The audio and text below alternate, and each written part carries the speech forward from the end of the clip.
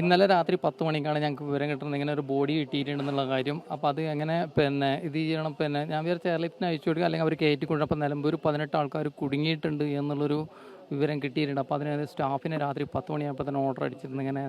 അപ്പോൾ അതിൽ എൻ്റെ പേരാണ് പറഞ്ഞത്, ജയന്ത്രനൊന്നും ഇവിടേക്ക് പോകണമെന്ന്, പരപ്പംപാറ കോളനി ഭാഗത്തേക്ക്. അങ്ങനെ ഈ കൂട്ടത്തിൽ പോകുന്ന അവിടുന്ന് ഞങ്ങൾ 5 സ്റ്റാഫാണ് ഒന്നിച്ച് വന്നത്.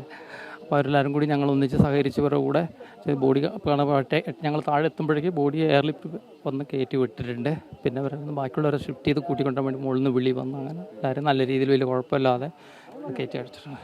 എന്തായാലും അവർ ഈ ആരോഗ്യ സാർ വിളിച്ച് പറഞ്ഞിട്ടുണ്ടായിരുന്നു, ഒരു ഹാഫ് ബോഡി പരപ്പംപാറ കോളിക്കുണ്ട് ഭാഗത്തു നിന്ന് കണ്ടെത്തിയെന്ന് വിളിച്ചാൽ അത് ഞാൻ കൺട്രോൾ റൂമിലേക്ക് വിളിച്ച് പറഞ്ഞിട്ടുണ്ട്. അത് എയർലിഫ്റ്റ് ചിലപ്പോൾ കയറ്റി വിടാനുള്ള ഇത് ചെയ്തു വെച്ചിട്ടുണ്ടെന്ന് തോന്നുന്നു അവിടുന്ന്. അത്ര കുഴപ്പമില്ല. എന്തായാലും അവരെയും സുരക്ഷിതമായിട്ട് ഇങ്ങോട്ടേക്ക് എത്തിക്കാൻ പറ്റി. അതോടൊപ്പം കിട്ടിയ ബോഡിയും വേറെ കൂടെ എത്തിച്ചെടുത്തിട്ടല്ല. നിങ്ങൾ ഈ മേഖലയിലേക്ക് ഇറങ്ങി ചെല്ലുവാൻ വലിയ ഒരു ദുർഘടം പിടിച്ച പാതയാണല്ലോ. അപ്പോൾ ട്രെയിൻഡ് ആയിട്ടുള്ള ആളുകളാണ് എല്ലാവരും ട്രെയിനിങ് ആയിട്ടുള്ള ആൾക്കാരാണ്. കുറച്ച് ദുർഘടം പിടിച്ച വഴിയാണ്. ഇറങ്ങി പോകുക എന്ന് പറഞ്ഞ ഒരു ഭയങ്കര ടഫുള്ളൊരു ഏരിയയാണ്. പക്ഷെ എന്നാലും വലിയ കുഴപ്പമില്ലാണ്ട് ഇറങ്ങി കാര്യങ്ങൾ വിവരിച്ചിട്ട് കുഴപ്പമില്ലാണ്ട് കാര്യങ്ങൾ. എന്തായാലും എത്ര പേരടങ്ങുന്ന സംഘം ഉണ്ടായിരുന്നേ?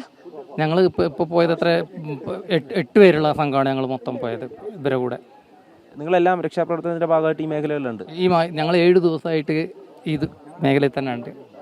ഈ സംഭവമായിട്ട് 7 ദിവസം 8 ദിവസം തന്നെ ഇവരെ കൂടെ ഫുൾ ടൈം ഉണ്ട് ഇവിടെ.